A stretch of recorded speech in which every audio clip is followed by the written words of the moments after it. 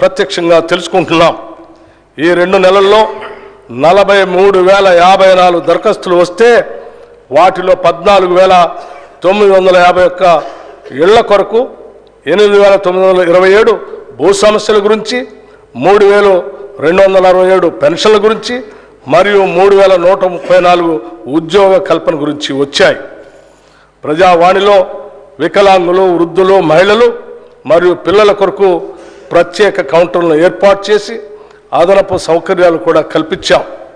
వైద్య సేవల నిమిత్తం వచ్చే రోగుల సహాయార్థం ఆరోగ్యశ్రీ కౌంటర్లను ఏర్పాటు చేశాం. ఒక పోర్టల్ ద్వారా ప్రజావాణి దరఖాస్తులన్నింటినీ నమోదు చేసి అవి పరిష్కారం అయ్యేదాకా వాటిని పర్యవేక్షించడానికి కలెక్టర్లకి, శాఖాధిపతులకి ఆదేశాలు ఇచ్చాం.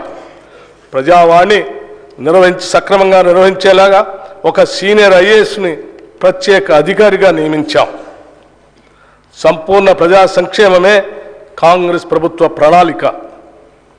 అందుకే 6 హామీలను ప్రజల ముందు ఉంచి వారి ఆమోదంతో ఈ శాసనసభ వేదిక ద్వారా వాటిని అమలు చేసేందుకు మా ప్రణాళికను మీ ముందు ఉంచుతున్నాం. హామీ ఇచ్చిన 6 గ్యారంటీల్లో 2 గ్యారంటీలను మేము బాధ్యతలు స్వీకరించిన 48 గంటల్లోనే ప్రారంభించి కాంగ్రెస్ ప్రభుత్వ చిత్తశుద్ధిని నిరూపించుకున్నాం. 6 హామీల అమలుకై అర్హులైన లబ్ధిదారుల నుండి దరఖాస్తులు స్వీకరించడం కోసం ప్రత్యేకంగా డిసెంబర్ 28 నుండి జనవరి 6 వరకు గ్రామాల్లో మరియు వార్డుల్లో సభలు ఏర్పాటు చేయడం జరిగింది. ఈ సభల్లో ప్రజలు 1.29 కోట్ల దరఖాస్తులు ఇవ్వటం జరిగింది. దీనిని బట్టి ప్రజల్లో ఈ హామీలపై ఉన్న విశ్వాసం అర్థమవుతూ ఉంది. అందుకే ఒక ప్రత్యేక సాఫ్ట్వేర్ ద్వారా ఈ దరఖాస్తులను క్రోడీకరించే పని కూడా త్వరితగతిన పూర్తి చేయటం జరిగింది. దీనివల్ల మున్ముందు ఈ హామీల అమలులో లబ్ధిదారుల ఎంపిక మరియు వాటికి అవసరమైన నిధులు సమకూర్చుకోవటానికి మార్గం సులభతరం అవుతుంది.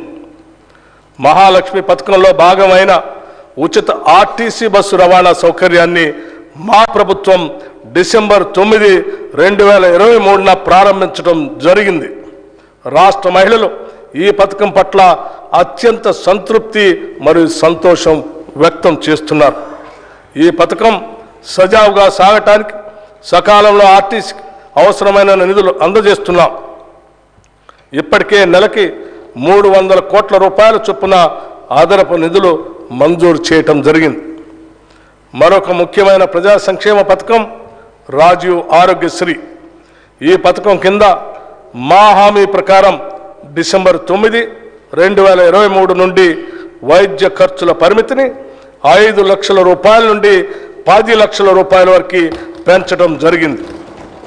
గతంలో ఆరోగ్యశ్రీ కింద చెల్లించవలసిన బకాయిలు చెల్లించనందున ఆసుపత్రుల్లో ఆరోగ్యశ్రీ సేవలు నిలిచిపోయి సామాన్య ప్రజలు తీవ్ర ఇబ్బందులు ఎదుర్కొన్నందున మా ప్రభుత్వం దీన్ని ప్రాధాన్యతగా తీసుకుని గత బకాయిలను కూడా వెంటనే విడుదల చేయటం జరిగింది. భవిష్యత్తులో కూడా ఆరోగ్యశ్రీ కింద వైద్య సేవలకు ఎటువంటి అడ్డంకి లేకుండా అవసరమైన నిధులు చెల్లించడం జరుగుతుంది. మా ప్రభుత్వ హామీల్లో